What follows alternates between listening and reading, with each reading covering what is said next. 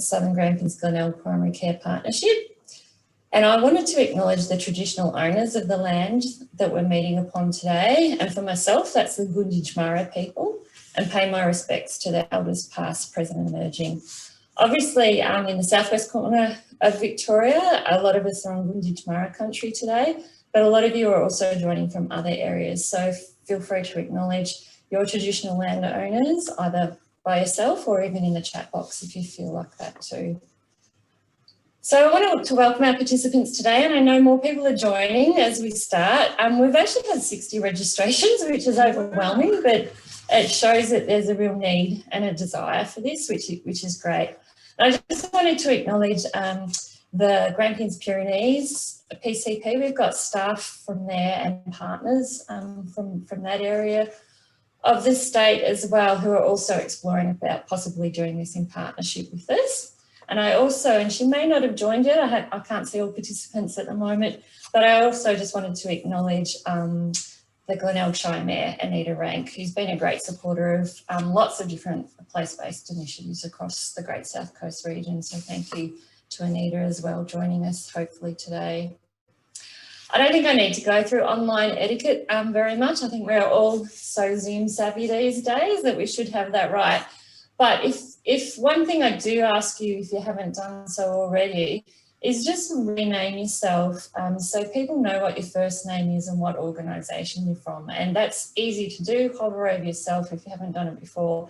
The 3 dot points, the 3 full stops up in the right-hand corner, and rename yourself. And if you just say at least your first name and your organisation, but you can add pronouns and those as well if you choose. I just wanted to highlight, we've started recording this session, and our main purpose for recording this is to people that wanted to be here, but time doesn't suit everybody, there are apologies. So we'll be sharing that with a few other people. And my understanding of recording in Zoom is that we'll just be recording in this main room. So when we go into breakout rooms, that component won't be recorded and shared. And it is just for that strict purpose of sharing with a few others that couldn't make it with us today. So just a bit of setting the scene, and it's a little bit of saying, well, why is this important to me? And why have I been, and Ebony has been so passionate about bringing this to us. And I've been working in this role for over 10 years, and we continuously hear that, we're not very strong in our region, in particular around evaluation. And then in the last 5 or 6 years, our work in particular is focused on bringing a lot of systems thinking and a lot of that adaptive kind of into the way we work in our based initiatives. And that's then making evaluation harder again. And so so that was starting to grate on us a little bit. And then at the same time, we've been doing this great piece of work around obesity prevention, and with the help of Globe at Deakin University, have this top of the great outcome data around obesity prevention and behaviours of children in our schools. So this wonderful local data set. And then it came along that by the 3rd iteration of that we were getting every 2 years, the data started to tell us that this is great data to have, but it was actually leaving us with more questions than answers. And that was because we weren't capturing in a formal way and using it in our learning about what's happening in the between time and what's happening in those other levels of the work that actually then are resulting into those kind of outcomes. So kind of the penny dropped for us that there's something missing. We have this great gold bit of outcome data, but we still needed more. And so that's when we went for a bit of a search for who knows how to fill that gap. And we came across Clear Horizon, thankfully, and some of the work particularly Jess and others have been doing, particularly around place-based approaches. I was lucky enough to do some online training around that and started to share some of the things I've learned with other pieces of work I've been involved in, whether it's the obesity work and other kind of work. And it seemed to resonate with a lot of groups. So I suppose that gave us the confidence to say, I think we're on the right page here. I think this is what we need in our region. And so, yeah, that's what today is the start of that kind of process. And I will say today's just the start, because you will see, and you may hear as Jess talks about it today, that we're using the level concept, that, you know, this is the start of a program, and this is like your level 1. And that we've got 2 more levels that we'll talk about that dive deeper as we go along. But I'll talk more about that at the conclusion and in the wrap up, because I think you're all actually here to hear more from Jess. And so I'll introduce Jess. And Jess has done a bit of work in our region. I think some of you will know her as a familiar face, but welcome, Jess Dart. Jess has got over 25 years experience in evaluation and designing social change kind of initiatives, and has been the founder of Clear Horizon Consulting. And Jess must be pretty good at what she does, because in 2018, she received the Australian Evaluation Society's Outstanding Contribution to Evaluation Award. So well done, Jess. She's also co-authored lots of guides around the most significant change technique, which I think many of us have probably heard about, or maybe even delved deeper. And then a piece of work that I particularly liked that's relevant to this as well, Jess has also authored a place-based evaluation framework as well. So I'll stop talking there and welcome Jess to take the stage. Thanks. Thank you very much. Lovely to see you all here today. And I'd also just like to acknowledge the traditional owners. I'm standing on the land of the Bunurong Kulin Nation, which is down just on the outskirts of Melbourne here. And I'd like to acknowledge their elders past, present and emerging, and of course acknowledge any Aboriginal First Nations people in the room today. So yes, I'm the founder of Clear Horizon, and we Clear Horizon's about 15 years old, and we specialise in evaluation, but also generally sort of on the evaluating complex things. I think that's often we get given the things that are complex to evaluate. That's often our niche. And we also have an academy, so we run a lot of training as well. So this, I think that's how we met with you, Jeanette, how we interfaced. You came along to one of our courses, and we have a whole load of courses on too, so if anybody wants to check that out. But today I'm going to be talking about how you evaluate these curly things, how you evaluate place-based approaches and systems change approaches. So that's what I'll be talking about today, and shortly I'll share my slides. But before we dive in, I just wanted to just find out a little bit about you, and I'm going to do a technique called hands on the head. But it does require you to turn your videos on, if you don't mind, just for a few minutes, just so we can all see, can everybody see each other? That's great, lovely to see your faces. So I was going to just say hands on your head if, then we can find out who we've got in the room. So first of all, hands on your head if you work in some sort of a place-based approach. Hands on your head. So that's nearly everybody. Okay, all right. Oh yes, everybody's okay. Hands on your head if you're from Southern Grampians Glenelg PCP or another PCP. So how many PCPs? So about half of you. So who are the other organisations? And I can see CFA. Can you type in your organisation into the chat box if you're not from a PCP, just so we get a sense of all the organisations that are here today. You found the chat function, it's just down at the bottom. You just type it in. Southwest Healthcare, welcome. Beyond the Bell, nice to see you again. CFA, West Vic, Victoria Police, Women's, oh, we've got a huge range of people here. So just welcome to all of you, District Health, DHHS, Youth Live for Life. So we've got a real range of things here, but the thing that seems to be we all have in common is this: we're working on place-based approaches or systems change approaches. So that's what I'm going to speak to today. Okay, lovely, and welcome to everybody. And I'm now going to share my screen, and I'm going to talk to you for about 10-15 minutes about this, and then we'll have a breakout group at that point. But I would say for you, as I'm talking, if anything comes to mind, just drop a question in and I'll collect those questions up at the end. I won't necessarily respond to them as I'm talking, but we will collect them up and I'll try and address them all as we go. Is that okay? And yeah, everybody's been very well behaved. I can see you've all got your mute on now, so that's good. So let me shift over now to my presentation. And can you let me know if you can see it? Okay. Is that right, Ali? Are we good? Yeah. And Ali, I'm going to give Ali permission to pull me up on time because I'm a bit naughty sometimes. Once I get chatting, I can't stop. So Ali, please pull me up if I'm going beyond time. Okay, so what we're going to do is, I'm going to talk a bit about the challenges of evaluating in complex settings. And then we'll have a bit of a stop, and we're going to do this breakout group, and we're going to talk about the challenges that you have. And then we'll look at some tools as well. People love tools, so we'll talk about some of the tools, and we'll have another Q&A in the afternoon. We'll finish at 3. So that's how we're going. So I guess the first thing I want to say is I'm not talking about program evaluation. I think that's really worth understanding the difference. So evaluation, my field, I'm an evaluator. I grew up and I learned all about program evaluation, and the books are written on program evaluation, and we learn, against, you have a set of resources that are trying to achieve a set outcome. You're often all in the same team and you're working against that. You can have a fairly tight program logic, and you develop an evaluation plan with measures at the front, and you measure those outcomes as you go. And that is program evaluation. You might have a set of evaluation questions, but I am not talking about that. So I think this is the key difference, that systems change approaches and place-based approaches are not programs. So what are we actually talking about then? If it's not a program, what's the difference, and what does that mean for evaluation, and why is it challenging? So the first thing that I see in place-based or systems change approaches is that they are long-term generally.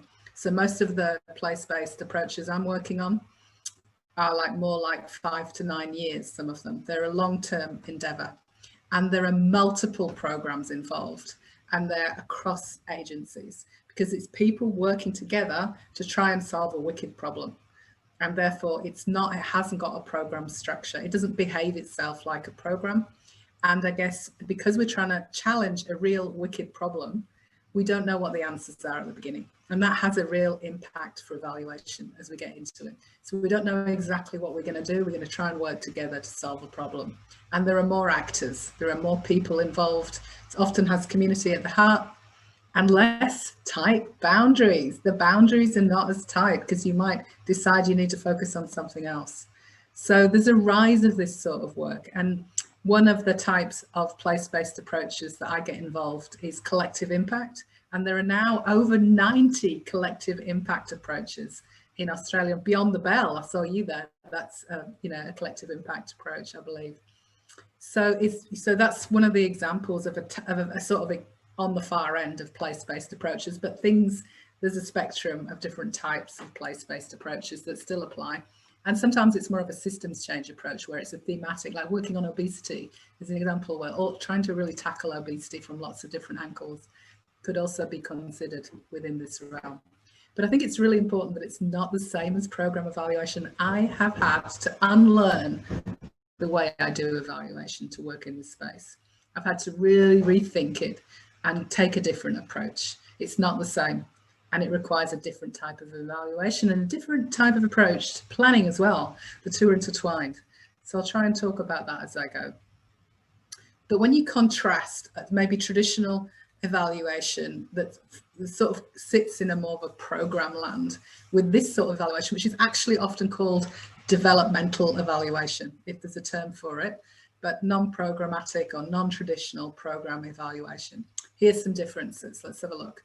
So first of all, in a traditional evaluation setting, the evaluand, sorry about that word, that's like a bit of jargon for the thing we're evaluating, the program, the thing, the initiative, is formed. It's normally a program, it's got funding, you know what you're going to do, there can be a plan, you can allocate tasks, you know roughly what you're doing, and you know what outcomes you're expecting. That's the world of programs.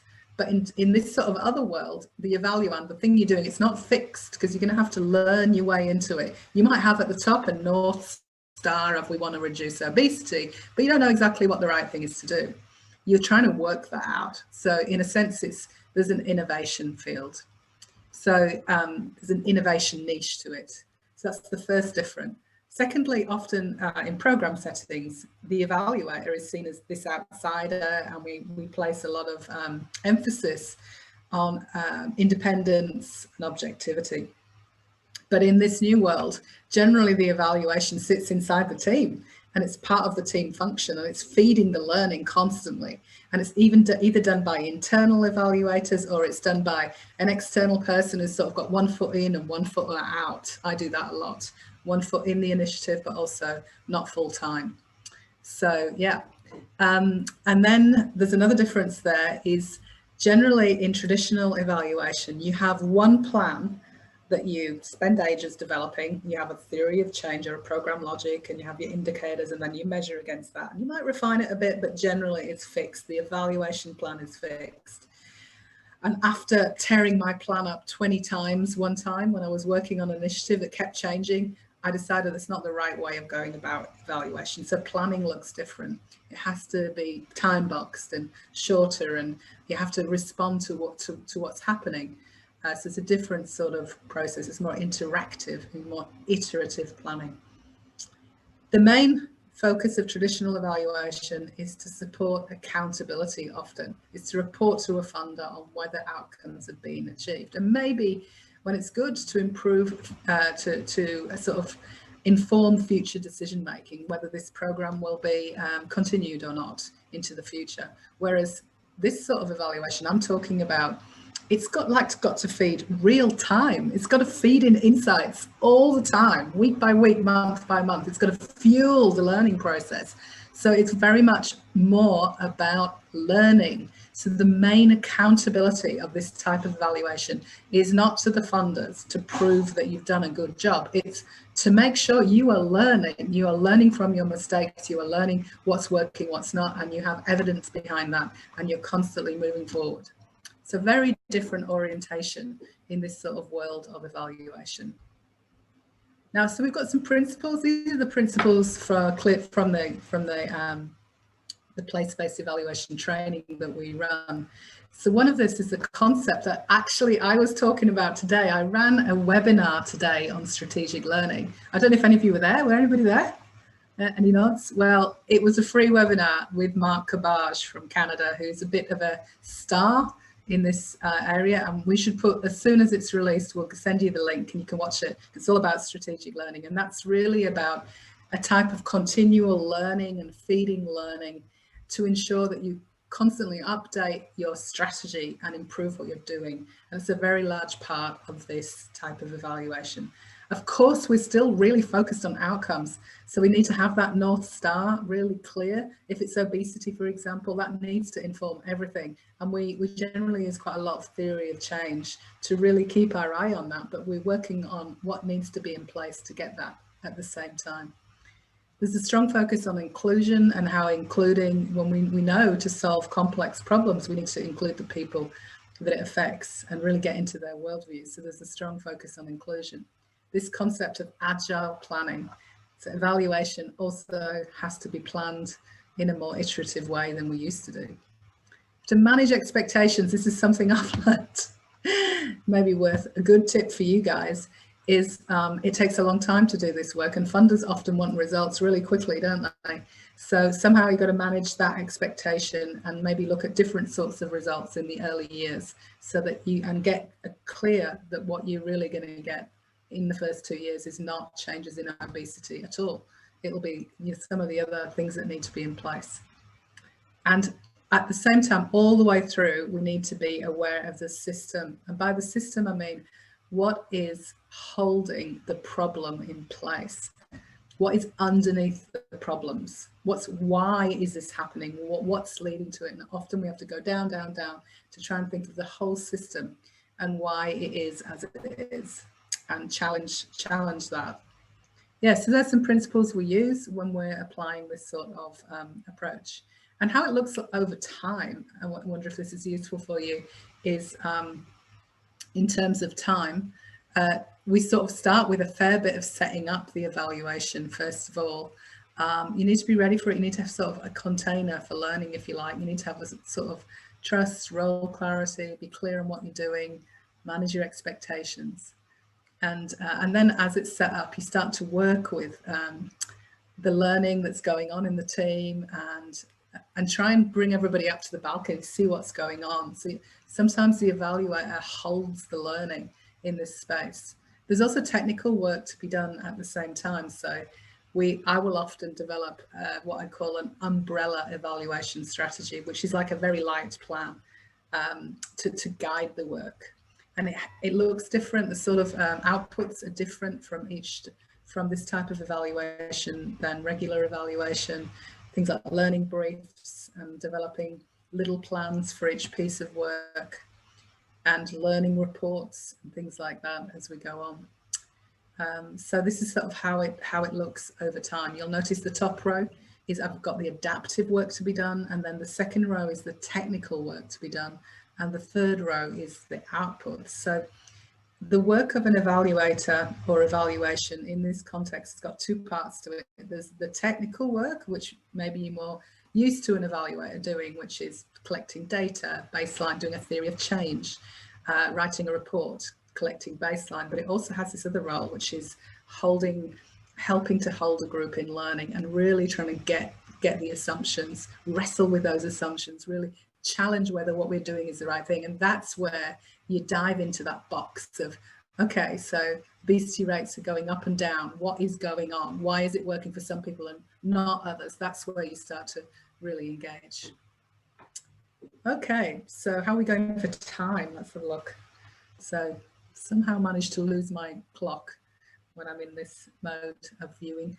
All right, so there is some different context. I mean, I find it's really useful to think about the context in which this works, and maybe explains why we need this different approach to evaluation. Do you know this framework? It's called the Cynefin framework. I should type that into the box for you. Do you know how to, can you do that? It's like Cynefin. Here you go. It's by Dave Snow. Somebody else got there first. Thank you, Ali. Yeah, so the Cynefin framework, it's a Welsh word and it means habitat. Am I still sharing? Yeah, am I still sharing, or did I pop out of sharing mode? I did a pop. Just reshare, yep. Yeah, I'll just go back into it. There, so can you see, you can see it now again? Yeah? Ali, it seems to be in the presenter mode. Oh, okay, just 1 second. Yeah.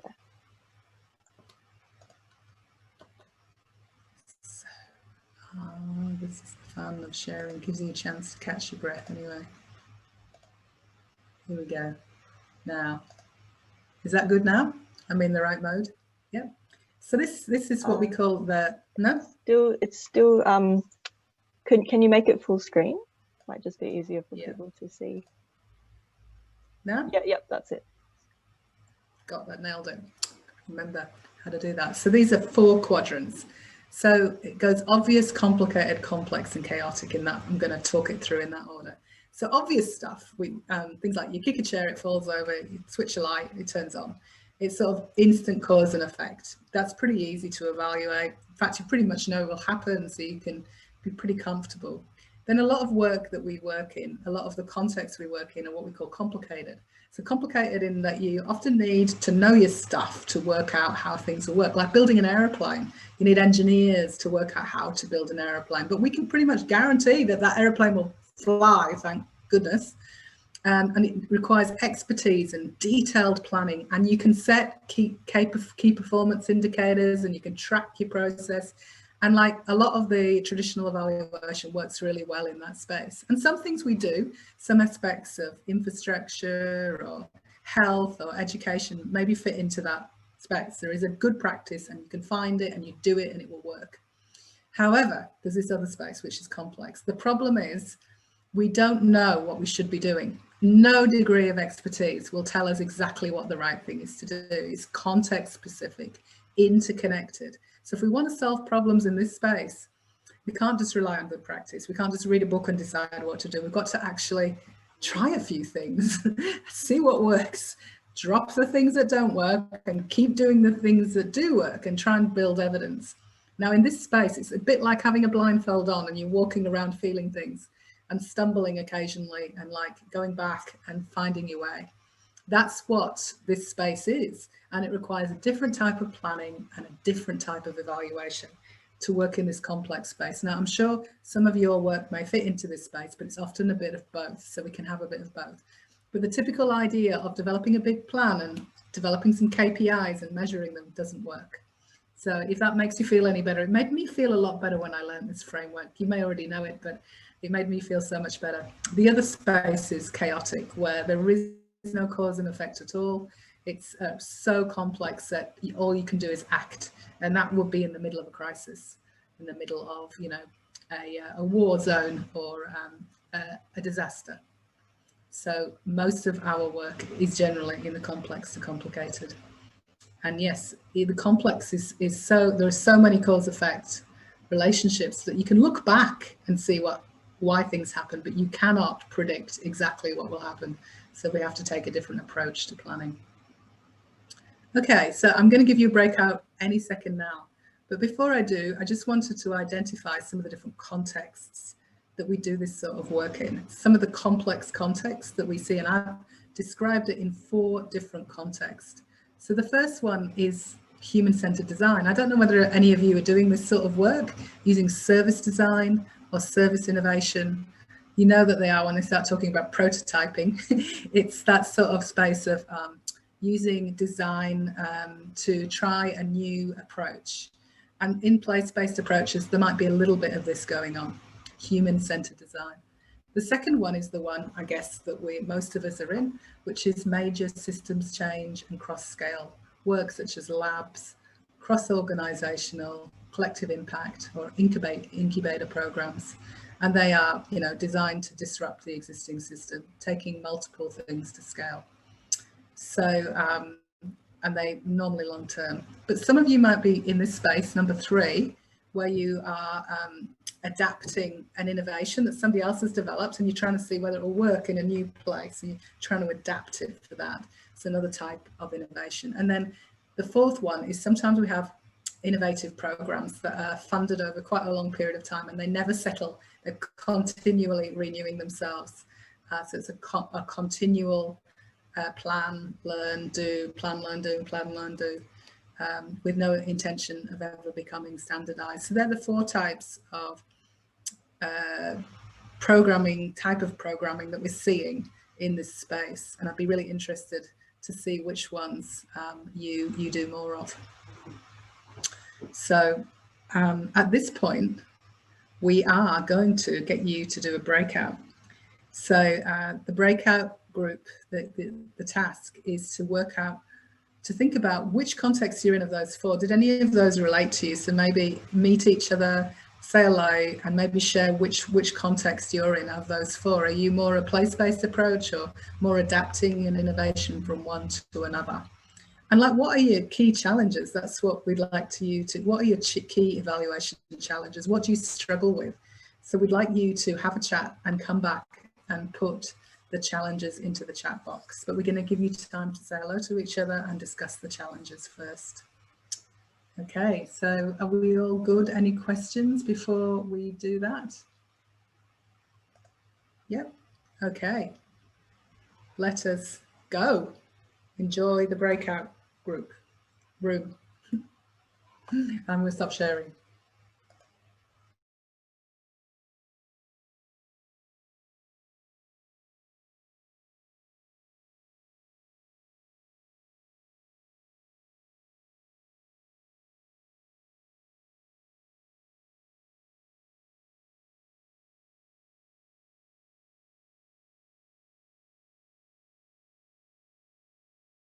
Said hello to a few people from the group, and you thought about what your evaluation challenges were.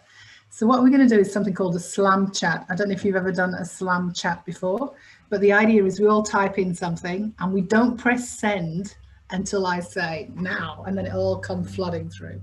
So what I'd like you to do, and you can do this individually, what are the key challenges you face in evaluating the sort of work that you're doing that's systemic or place-based? So if everybody could type in a challenge if they have one. If you don't have one, that's fine, you can skip it. But if you've got a challenge with evaluation, type it into the function, but don't press send yet.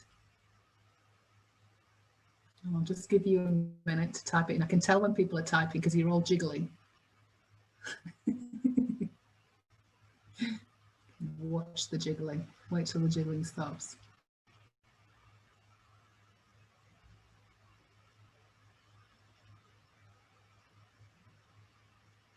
right? I reckon just about ready, are we?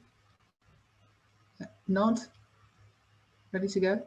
Okay, so now press send. Everybody press send, and let's see what we've got. The chat function. Here it comes. Okay, so let's have a look at what we've got across here.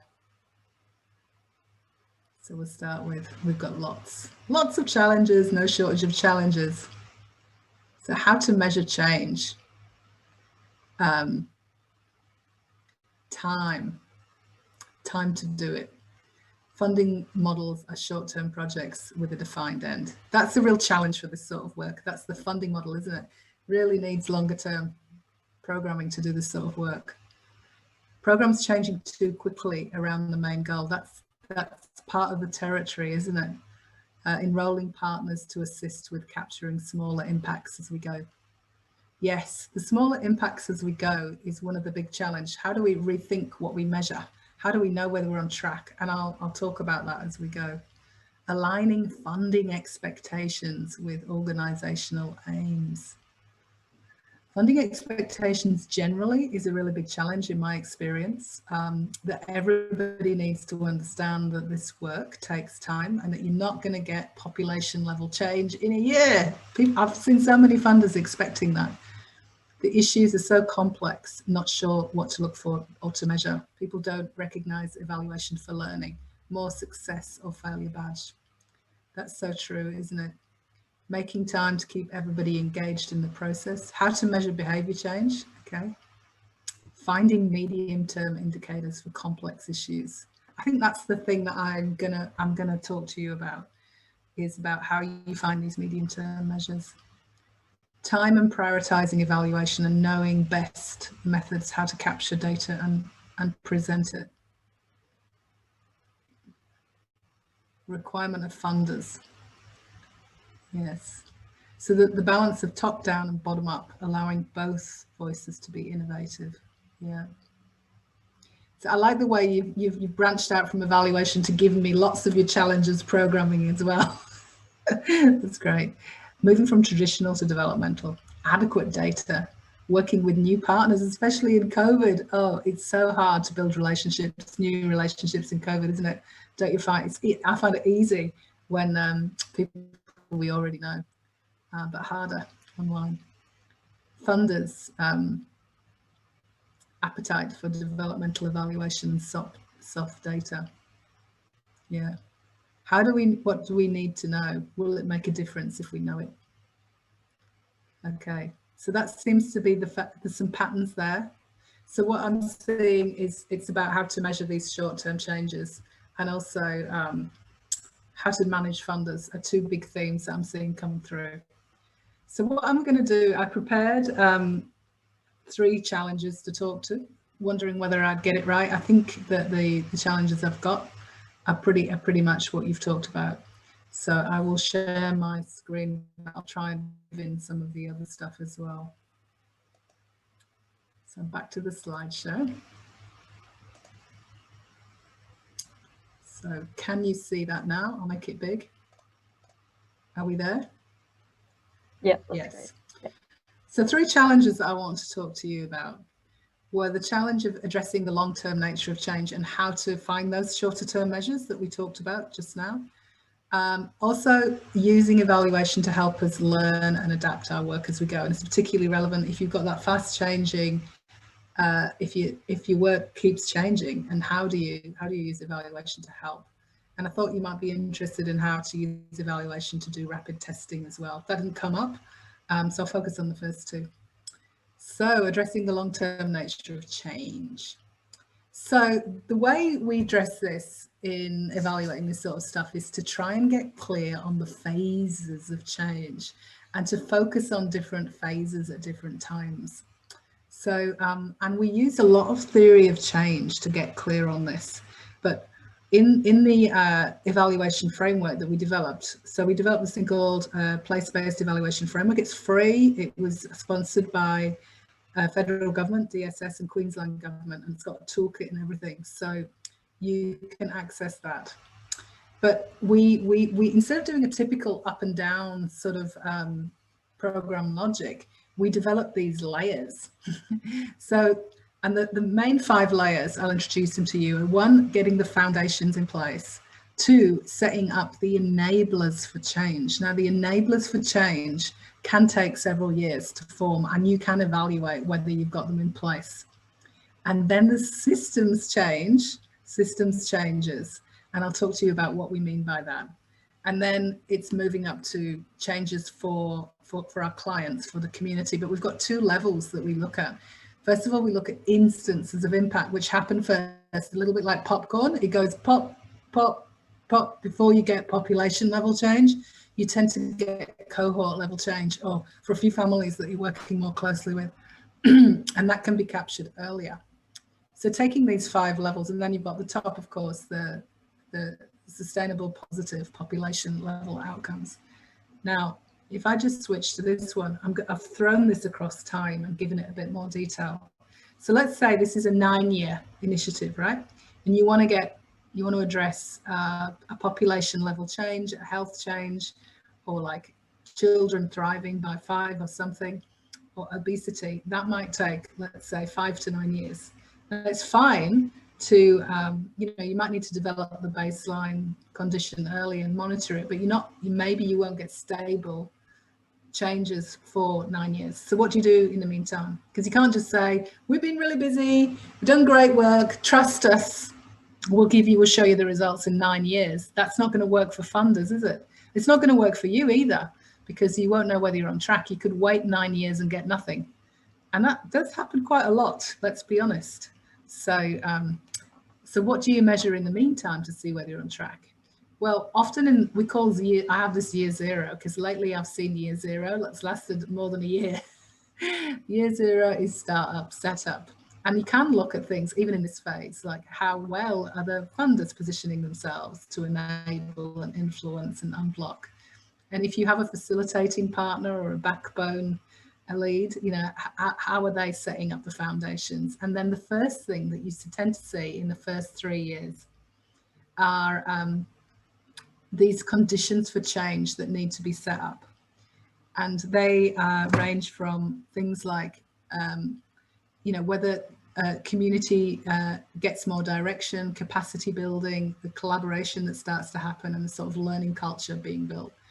And that collaboration and the learning culture, you can measure to see whether these things are in place. And then often people start to do innovative projects, or maybe that's the only bit you've got. If you've got short-term funding, it may be here. But often these little innovative projects for small groups should begin to see some results in certain places, and you can evaluate. You can wrap a little evaluation plan around these and get results from this. And then it's the next level up is the systems change, the systemic change.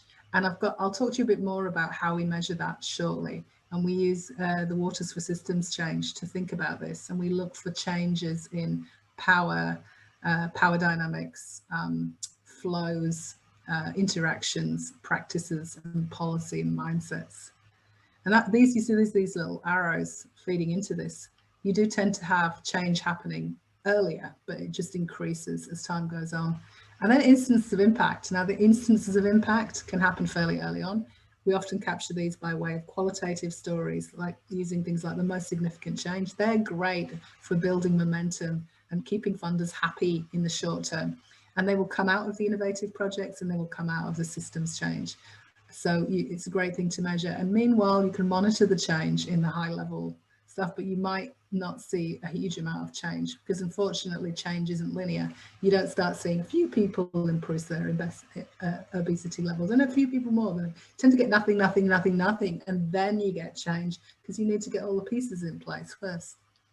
So this sort of phased understanding of change, and what we often do is we'll develop an evaluation plan for the first 3 years, and a different plan for the middle years, and a different plan for the end years, so that we don't have to keep rewriting our evaluation plans, so that we're expecting change to happen and manifest differently over time. And we get the funders to agree on these models so that they know what results they're going to expect at what time. so that everybody starts to get clearer about what they expect. And Queensland Government and DSS bought into this model. They accepted it, and they accepted the funding based on it. And we have we've been evaluating on an annual basis whether the conditions for change are in place. So it is possible to do this. So let's see, chat. So second tip, as I was going to say, is to focus on these enablers. So here's some enablers, and you make your own enablers. If you're using collective impact, you can use the collective impact enablers. But things like authentic engagement, inclusive governance, capacity building, high leverage activity, collaboration are the types of things that people measure. There is this great thing we've got called the progress mapping tool that we've been using in an initiative. I've been working on an initiative for federal government called Stronger Places, Stronger People, which provides $40 million for 10 collective impacts across Australia, including Logan Together and Hands Up Mali in Victoria. And we have a tool for measuring against this level, which is proving really effective. And you can pick it up from the first year and show change. And in the middle years, as I said, this is the waters of systems change, which a lot of people are beginning to use as a framework to think about systems change. And it's really fascinating. It's like an inverted pyramid, and the deeper it goes down, the more transformational the change is, I guess. But right at the bottom is mental models, and we're beginning to understand the importance of the way people think about things and the way the narrative. I mean, how people talk about what is good life and how they live and how we should be, and how we talk about racism and how we talk about gender and how we talk about alcohol. It's right down into our mental models.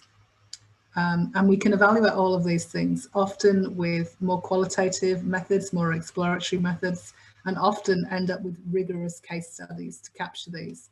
And it's fascinating work, but if you're going well, you should start to see change in these areas before you get population level change.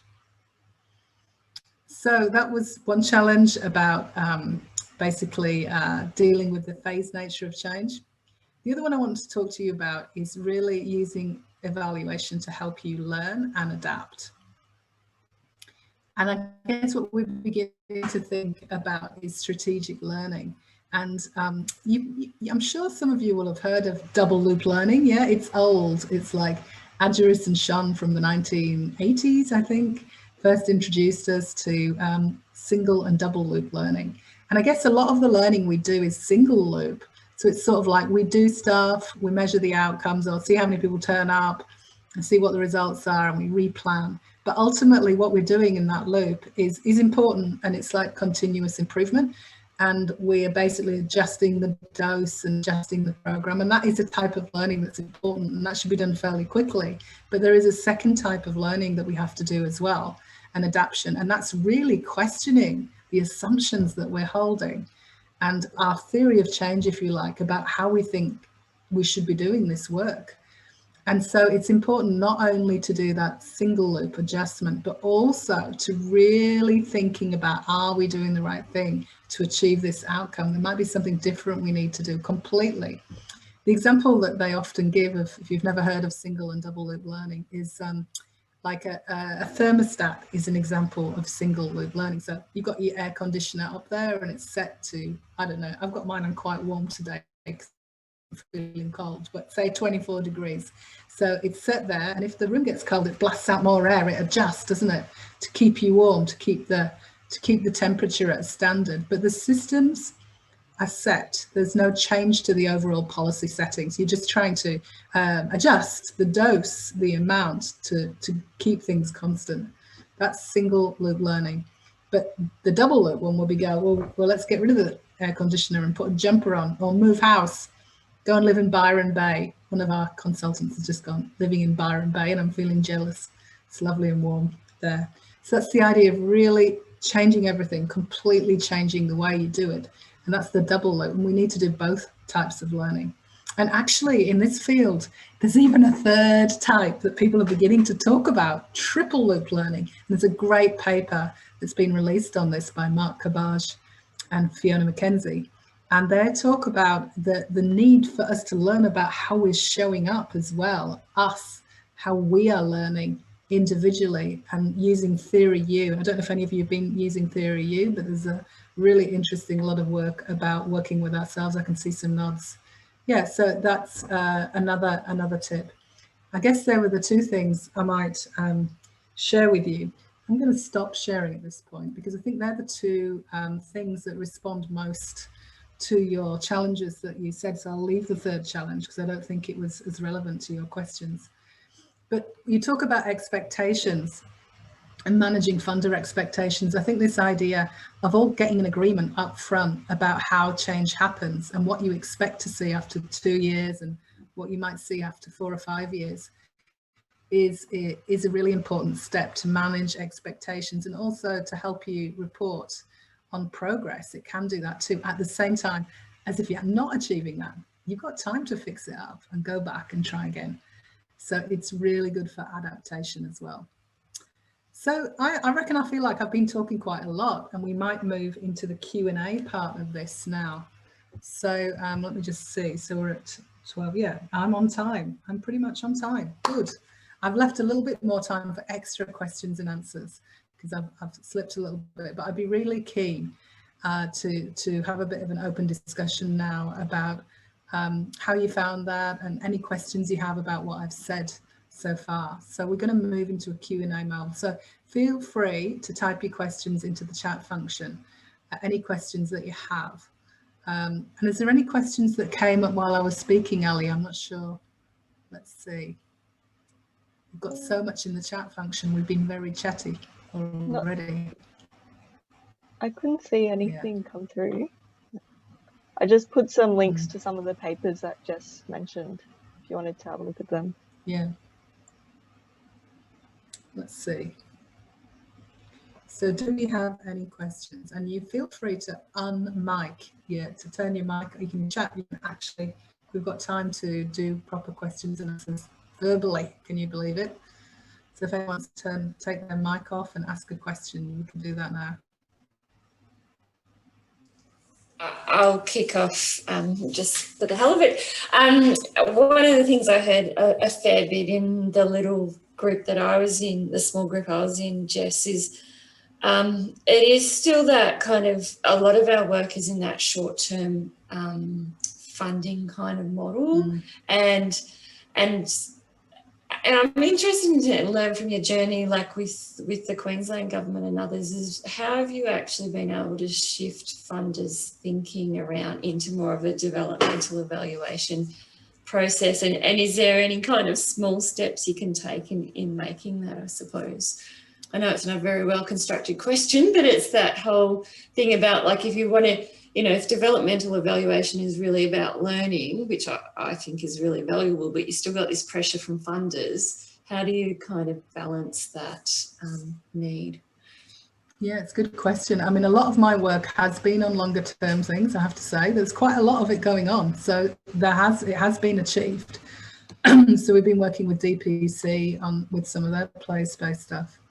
And I guess it's all raising the issue of, like, what it really takes to make substantial change and sharing examples of that. And I know there's funders who are really on board and would say all the same things that I'm saying. So I guess it's having these conversations and continuing to talk about what it really takes to create change. And what I think the important shift for me is that there's a tendency to work on the technical side of things, like put a project together, run your activities, see how many people's turned up and whether they enjoyed it or not. So there's a lot of that going on. And somehow we need to sort of move beyond that and say, these small projects are unlikely without a sort of fabric underneath them to achieve much change at all.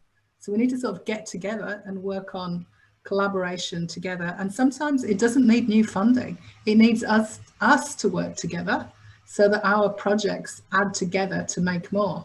And those projects are still part of it. Like in that phased plan, did you see those innovation projects that were happening?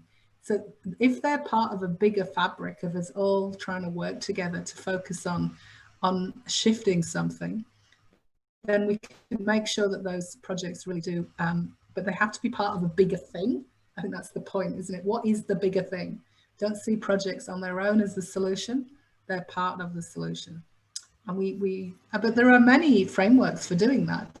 You know, local councils have their health and well-being plans. We have lots of organisations have strategies that are there to try and join things up. And I guess we just need to try and get people to come together to work more at that systemic level. And then look and see whether that's working. Is our collaboration working? Are we managing to align our funding so that we're all on the same page and not duplicating each other's work? Are we working more cooperatively? Are we learning from things that didn't work? Are we trying new things? Are we measuring them? Can we show that that's been achieved? I think it's a bit of a long answer to your question, I'm afraid, Jeanette. Can I add too? I think, Jeanette, also, it's maybe about how we frame up how we're going to evaluate in our applications. We tend to, because we know how to, you know, talk about outputs, but maybe it's also about pitching a different approach at that point in time, you know, before the funding's secured and before we start. I think that's maybe something I'll certainly try. I think there is an appetite, Beck, too. I mean, we've been successful at getting this stuff funded from quite a lot of different departments. We work with a wide range of people, from philanthropy to state government, local government, federal government, and even internationally. And there are funders funding this stuff now. So the move has begun. So be brave and give it a shot. You might be surprised. I've been seeing lots more tenders, lots more funding for this sort of work, because people are getting serious about trying to achieve change, long-term change. And government's part of this learning as well. And so we need to be open that they are, I'm sure lots of you are from government. You know, we all need to learn together, and the role of government has a place to shift as well in this. Yeah. Jess, there's a question I'll read out on behalf of Catherine, who can't unmute at the moment, but she was hoping that you could elaborate about helping to hold the group in learning, and whether there's any hints or tips or strategies and ideas about holding a group in learning. A whole field of developmental evaluation that we could go into great depth of, the techniques, the tools, the roles of a developmental evaluator.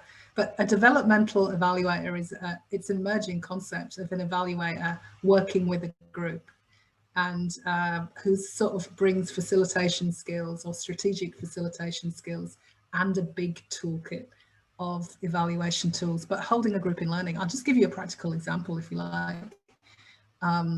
I am a developmental evaluator for an initiative in South Australia called Our Town.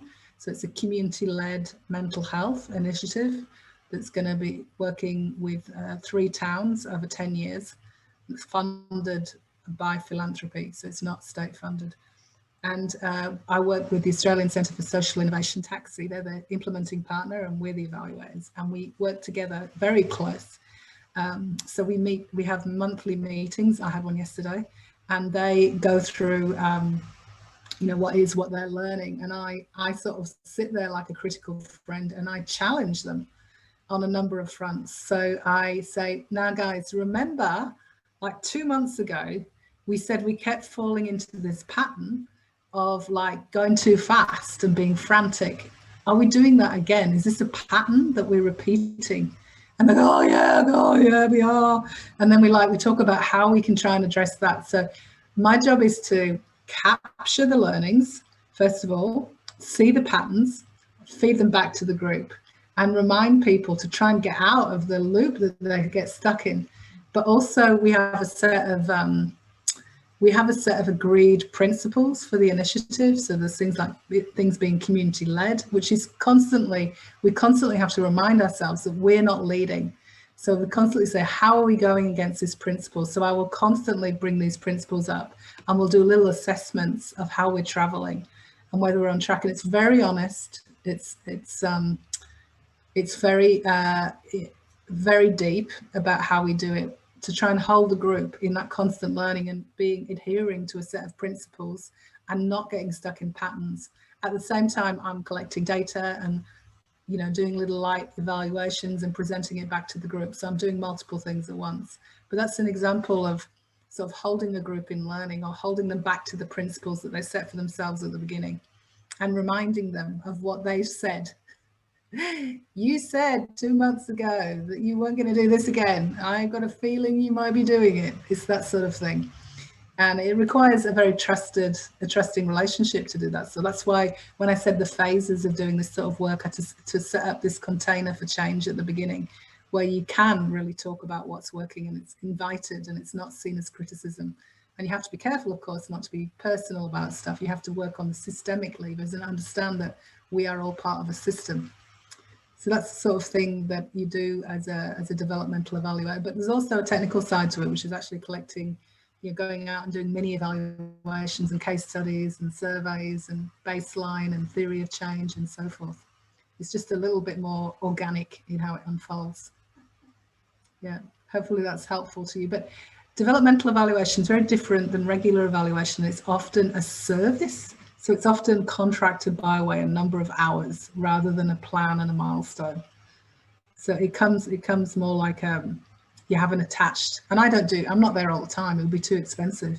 So it's like you come in and you come out, or it can be internally in a team.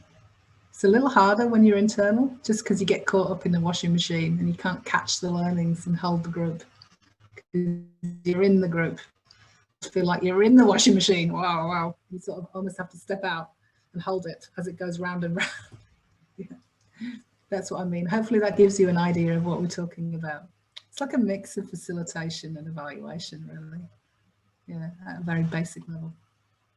But it's great. I have a question. Sorry, No, sorry, go. I thought you finished, and I can't turn my camera on. I've got very bad internet right now, and this might be a really stupid question, but the concept of shifting from traditional to developmental, wouldn't there be a case where you would have like the developmental evaluation sitting over the whole sort of complex problem, and you could potentially use the traditional on those small wins, that way like appeasing the fund holder who's looking for something to justify giving you more money and things like that?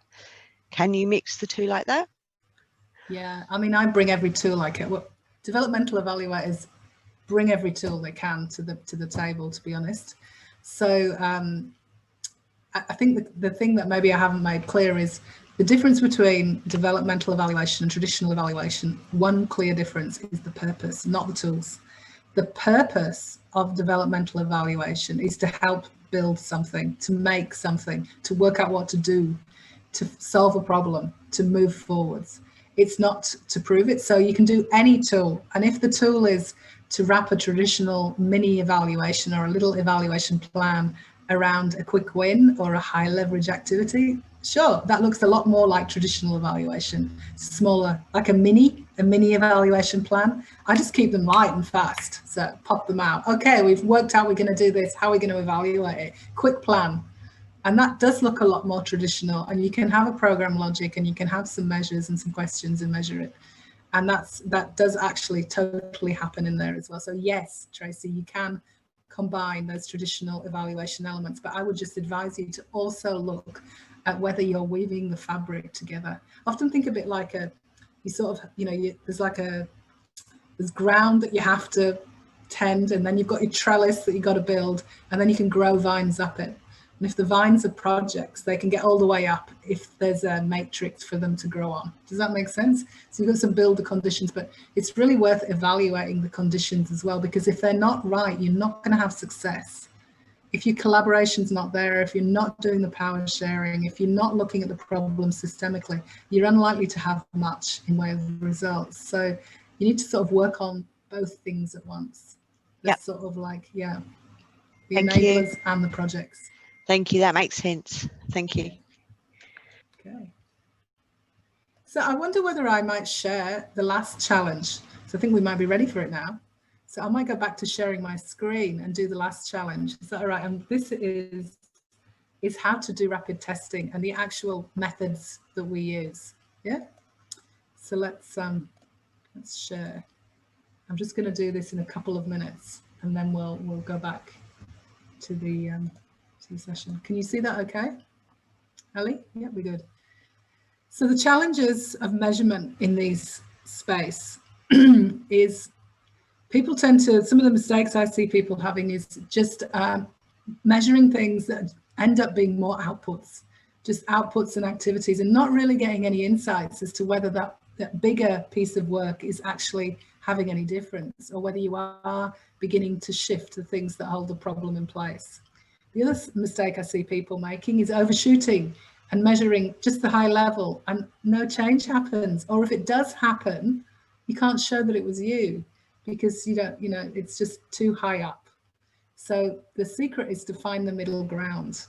And the third one is, if you're working fast, you're going to have to sacrifice some precision and really measure the things you need to. So they're the 3 tips that I would do. And these are some of the secrets we say is developing a theory of change together. Helps you work out where you're working in the system. And then you can choose exactly which part, which cause and effect loop you're going to measure, or whether it's a project to wrap around. It's great to have some really good measures that are not just population level measures, that are, I call them clever measures, because they help you know whether you're on track. They're a bit like lead indicators. They tell you whether you're on track to achieve population level change, and you can find them from that middle level of your theory of change. And then when you come to measurement, you need stories and numbers. You need both qualitative and quantitative data to really unpack what's going on. Quantitative data on its own will really not do it for you. And I find it really helpful to have some judgment tools. We use rubrics a whole lot these days to decide what would success look like on a scale, a rough scale. We collect the data, then we see where we got to, and then we decide to iterate or not. And in this, when you're working a bit faster and you're feeding cycles, you need to sacrifice a little bit of precision. So going for that validated tool that doesn't really measure what you really want to know is not going to be helpful. You might have to develop a rough way of measuring the same thing. You can add in rigor by triangulating, by just looking from 3 perspectives. That's a quick way of adding rigor. Regularly look at the data and draw out your insights, and bring it back to your theory of change and constantly update your theory of change. See some practical ways that we build learning in quick iterations, and we follow this set of steps all the way through, which is what happened. So triangulating your methods, looking for unexpected, the stories and the numbers. What does that mean? So what? That's where we use the rubrics to decide whether it's good or not, whether we've met our goal or not, and then what are we going to do differently next? And this is like the probing and testing approach that we use. So yeah, I will stop there, but there's heaps of tools at the data translation phase. There's heaps of tools for collecting data, and then you need to have the discipline of sort of following this 3 steps through, and always thinking about what it means for you and what you should be doing differently. And I'll stop, and I've actually completed the slideshow now. But I guess I'll hand back to Jeanette in a second. But I guess it's really important to note that I'm just giving you a big sense of some of this new field, a sort of teaser about some of the methodologies and tools that are out there and the ways of thinking. There is quite a lot to this. Like we run courses in some of the individual methods, and the whole there's frameworks for thinking through the questions, and there's frameworks for getting started and using theory of change with this, and some really good tools. So there's quite a lot out there if you want to take this step into this sort of way of working. But hopefully this sort of glimpses I've shown you of it give you a sense of what we're talking about, of this new world almost of adaptive evaluation. In a sense is what it is. It's using evaluation in a different way to really help you create more impact. That's what it's all about at the end of the day. Evaluation can actually help you test and learn your way to getting more results, which I think is what we all want. Yeah. Great. So I'll hand back to you, Jeanette. Great. Thank you, Jess. That was fantastic. And I learned a lot from that as well, and so thank you very much. It's very insightful, and I think you can all appreciate that there's only so deep we can go in a 90-minute kind of discussion and presentation. But I think it was really important to just have an overview of some of those developmental evaluation practices, and also particularly how it differs from traditional evaluation. And I love your question, Tracy, that, you know, they're not necessarily, the tools aren't from two different worlds, that they're, it's just your approach and what you're trying to get out of it. It may be very differently. So hopefully for some people participating today, just having that overview and knowing then how to support others in that kind of space is really important, and that may be all you want to do. But hopefully for others, it's actually really whet your appetite to learn more, and to not only learn more, but to practice more as well. And so what this is, and like I said at the start, is the first step in an ongoing kind of program that we're hoping to be able to pull together. And at our PCP, we're really passionate about embedding skills and actually practicing our skills. So what happens so often is, you know, we go off to training courses, we get all fired up and inspired, but then we come back to our everyday work and the way that things are currently done, and it's hard to really make the changes that you want to make. And so what we're trying to achieve with this is offering a program for partners and friends within our community to really kind of embed and change the way we think about evaluation in our community, that really aligns with the work that I believe that we're doing. And so therefore, we're setting it up not just as, you know, one-off training, but really trying to develop a program that suits the participants as a starting point. And so I'll just give you a snapshot of what we've got planned, but like I'm saying, the design isn't there at the moment yet. That depends on the participants, but we're proposing a two more levels ongoing. And so the next level, which would be a level 2, would be going deeper, and, you know, that would be around that theory of change and really being able to develop a key evaluation plan and have a lot deeper understanding about that developmental evaluation approach, and also doing it for your initiatives as well, so that we're testing it with the local initiatives.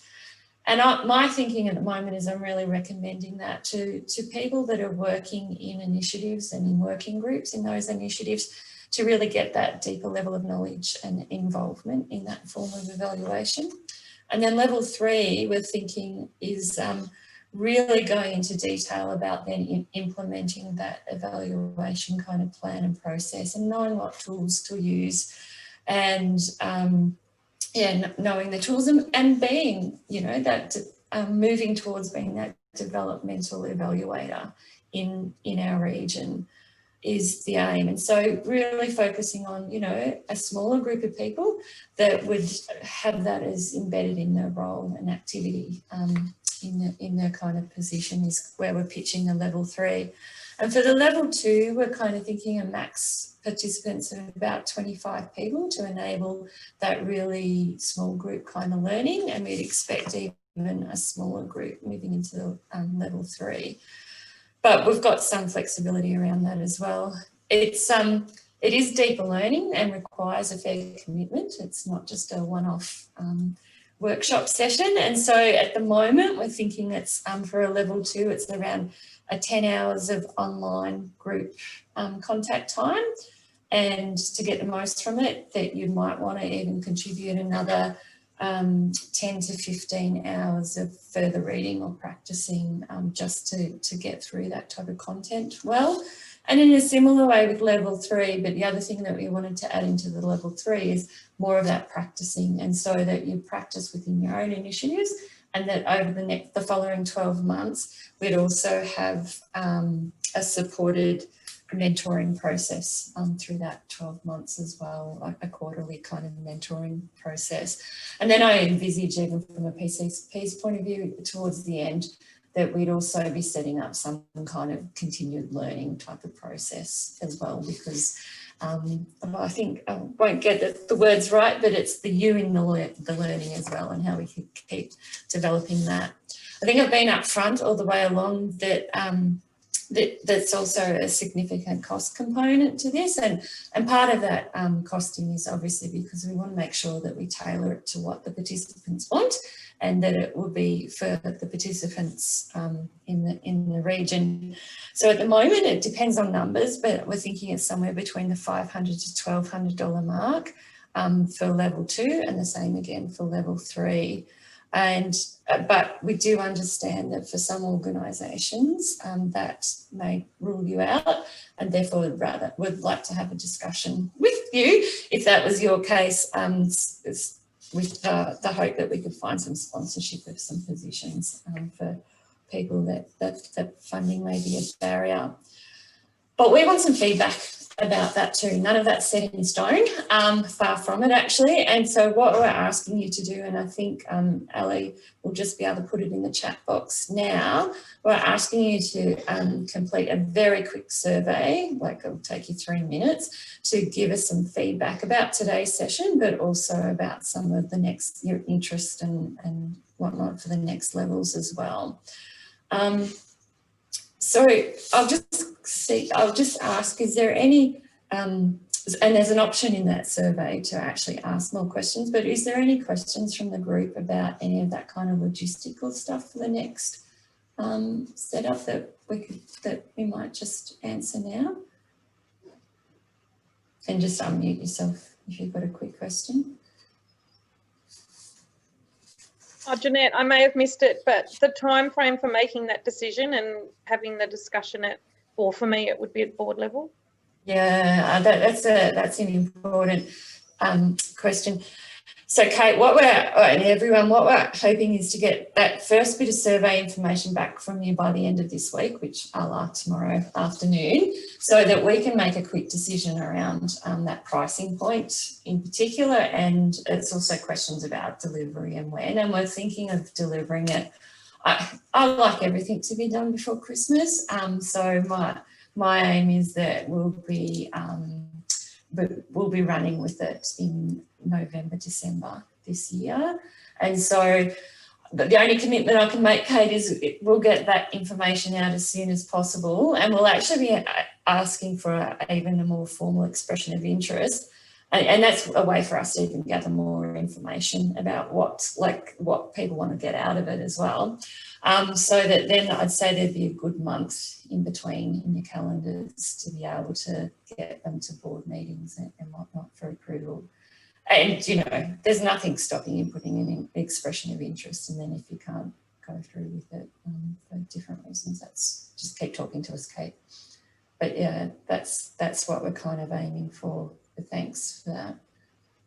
Any other questions? And I'll just add in that it's if it's going to be like any of the other things we've been involved in running, it'll be very practical, and that level 3 at least will be people building a framework and getting support on it, and you can bring your own work to the table. It's not a theoretical thing we're talking about, is it, Jeanette? No. It's very hands-on, very practical, so you can bring your own work and your own challenges and actually build something during the work.